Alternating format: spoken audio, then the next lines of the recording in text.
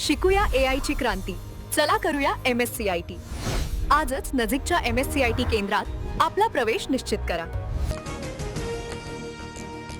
सरकारकडून पेट्रोल आणि डिझेलवरील उत्पादन शुल्कात कपात. पेट्रोलवरील उत्पादन शुल्क 13 रुपयांवरून 3 रुपये प्रति लिटर तर डिझेलवरील शुल्क 10 रुपयांवरून शून्यावर.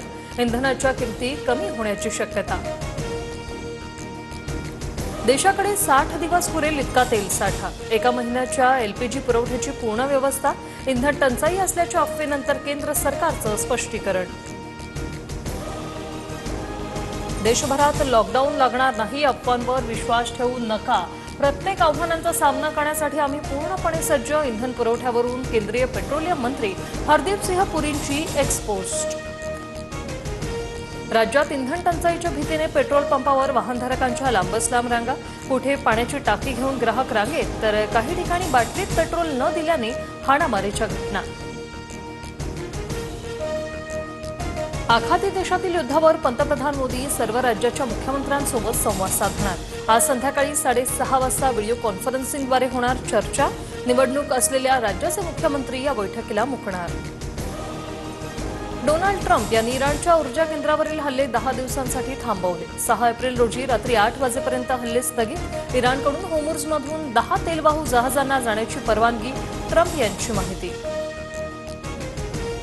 इराणकडून भारतासह 5 देशांसाठी होर्मुझची सामुद्रधुनी खुली.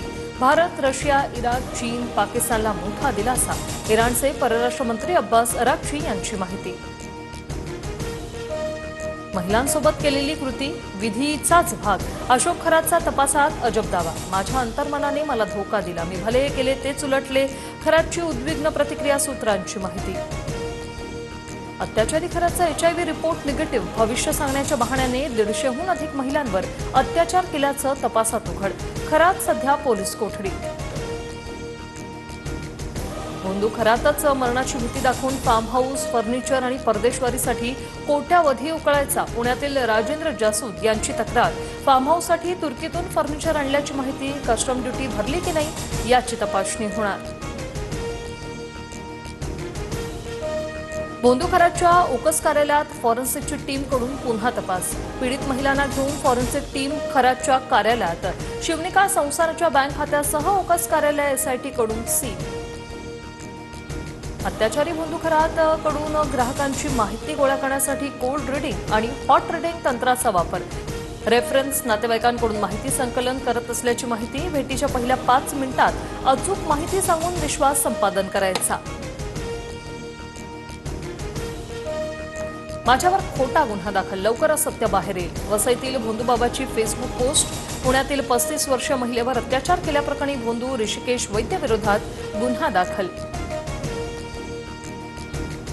पुढील 48 तास धोक्याचे. हवामान विभागाकडून वादळी वाऱ्यासह पावसाचा इशारा. मराठवाडा, मध्य महाराष्ट्र आणि विदर्भातील सीमावर्ती भागांमध्ये वादळी वाऱ्यासह पावसाची शक्यता. शेतकऱ्यांना काढणीला आलेल्या पिकांची काळजी घेण्याचं आवाहन. शिकूया AI ची क्रांती. चला करूया MSCIT. आजच नजीकच्या MSCIT केंद्रात आपला प्रवेश निश्चित करा.